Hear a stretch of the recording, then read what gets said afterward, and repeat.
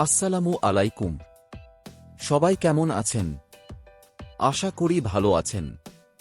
আজকের ভিডিওতে আমরা কথা বলবো ইনফিনিক্সের নতুন ফোন ইনফিনিক্স Zero 404 নিয়ে। এই ফোনটি বিশেষ কিছু ফিচার নিয়ে এসেছে, যেমন 6.4 মেগাপিক্সেল ক্যামেরা, শক্তিশালী প্রসেসর, বড় ডিসপ্লে এবং দীর্ঘস্থায়ী ব্যাটারি। সাথে রয়েছে স্টাইলিশ ডিজাইন এবং অত্যাধুনিক ইউজার এক্সপেরিয়েন্স। ভিডিওটি ভালো লাগলে দয়া করে চ্যানেলটি সাবস্ক্রাইব করুন, লাইক দিন, কমেন্ট করুন এবং শেয়ার করুন। চলুন শুরু করা যাক। প্রথমেই বলি ফোনটির ডিজাইন নিয়ে। ইনফিনিক্স Zero 404 ফোনটির ডিজাইন খুবই প্রিমিয়াম। ফোনের পেছনে রয়েছে একটি স্লিক গ্লাস ফিনিশ এবং ক্যামেরা মডিউলটি খুব স্টাইলিশ।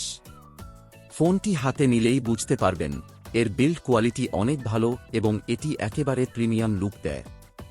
ফোনটির পুরুত্ব প্রায় 8 মিলিমিটার এবং ওজন প্রায় 190 গ্রাম, যা হাতের জন্য অনেকটা আরামদায়ক। এবার আসি ডিসপ্লে নিয়ে।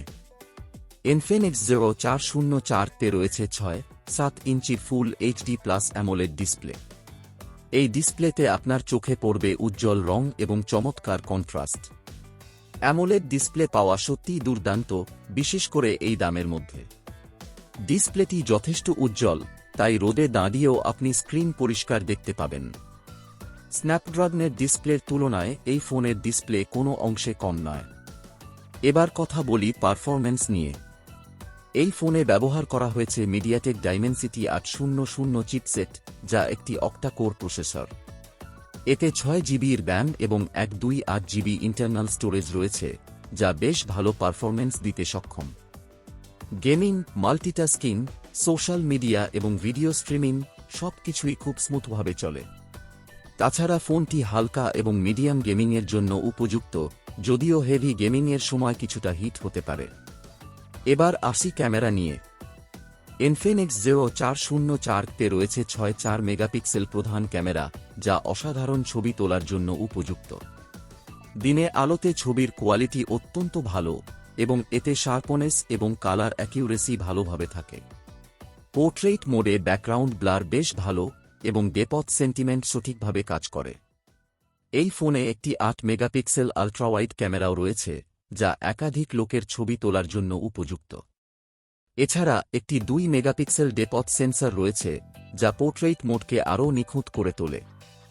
নাইট মোডেও ছবি তোলা যায়, যদিও কিছু কম আলোতে কিছুটা ডিজিটাল গ্রেইন দেখা যায়, তবে সামগ্রিকভাবে ক্যামেরা পারফরম্যান্স ভালো। ফ্রন্ট ক্যামেরা হিসেবে রয়েছে 3.2 মেগাপিক্সেল সেলফি ক্যামেরা, যা সত্যিই প্রশংসনীয়। সেলফি ছবির রং প্রাকৃতিক, স্কিন টোন যথাযথ এবং বিস্তারিত ভালো আসে। সেলফি ভিডিও রেকর্ডিং করতে গেলে ভিডিও ভালো কোয়ালিটিতে হয়। এবার আসি ব্যাটারি ও চার্জিং নিয়ে।